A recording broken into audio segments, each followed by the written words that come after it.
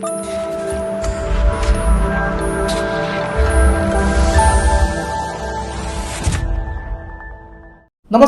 ഞാൻ രമേഷ് ഗോപാൽ, തനിമ special news.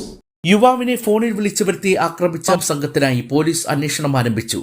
ഞായറാഴ്ച വൈകുന്നേരം 4:45 നാട്ടുകാരിൽ ഭീതി പരത്തി കാട്ടാക്കട തിരുവനന്തപുരം റോഡിൽ KSRTC വാണിജ്യ സമുച്ചയത്തിന് എതിർവശം ചൈനീസ് മേളയ്ക്ക് മുന്നിലായി ആക്രമണം ഉണ്ടായത്.